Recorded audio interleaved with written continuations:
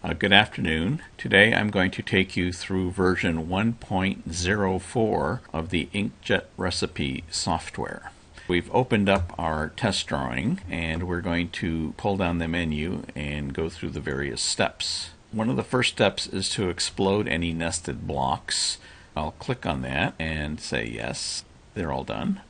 Next, I'll link the lines because these are our cells, but they have to be linked into closed polylines, and currently, if you look at them, they're only lines, not closed polylines.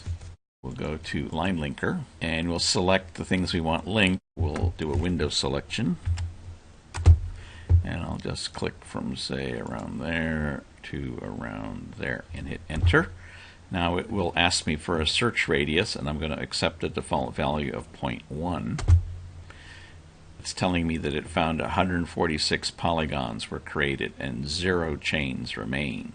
Next, we're going to go to the define glass. That's going to ask us for the width and height of the glass. Then I'm going to do the intersection of this point down here.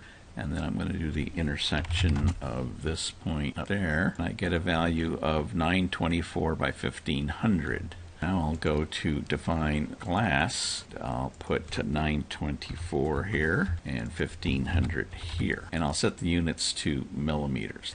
Alright, the next step will be to define the alignment mark reference point. I'll click on that, and now I'm going to zoom into this little tiny alignment mark. And I want to select that point, but I want to snap to it. So again, I'll use the int intersection command, and it'll snap to the intersection right there. And now that I've defined the alignment mark, I can select the master cell. And after our line linking, that these are now closed polyline. I'll go here and select master cell, and he's been highlighted. Good. Now find matching cell. The idea is we want to find all the cells that match this master cell, and again I'll use a window command. We'll go from here down to there. And it found 90 cells matching. Now the user parameter thing is not yet defined, but we can go to halftone parameters, and this dialog will allow the user to enter the halftone parameters. The values are remembered from session to session, so if you always use the same values, you won't have to re-enter them. So I'm just going to say OK. Now we're going to export the bitmap of the master cell. And we'll say resist mask.bim. Yeah. Now we can export PDF if we like. Let's do that. Let's call it. And now we can export our recipe file. So we'll just call it recipe.txt.